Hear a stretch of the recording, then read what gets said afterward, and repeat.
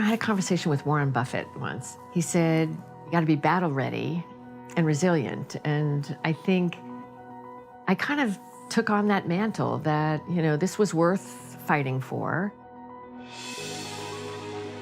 In high school, Anne Mulcahy had a different kind of homework.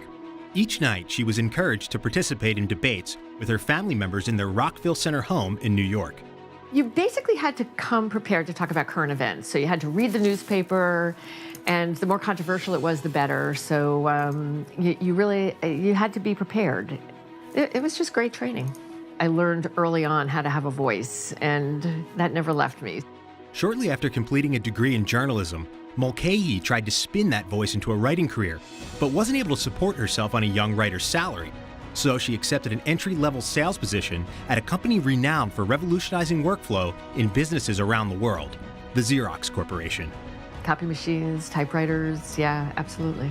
Door to door, cold call after cold call. This was the beginning of one of the most exceptional climbs up the corporate ladder in Xerox's history. By 2000, Mulcahy, having worked in nearly every department, was vice president of human resources, but Xerox had lost its way.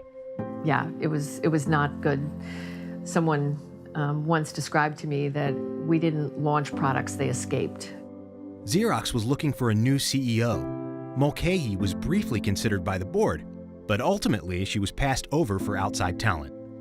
18 months later, he was gone. There was nobody following, and what they really needed was an aligned organization, so they turned to me as an insider at that point. Investors sent Xerox a clear message. The day Mulcahy was named CEO, the stock price plummeted. They clearly were not pulling in my direction, so, it became personal. Mulcahy was handed the reins to a Xerox in crisis. It was losing money, facing bankruptcy, and to top it off, the SEC was investigating the accounting department.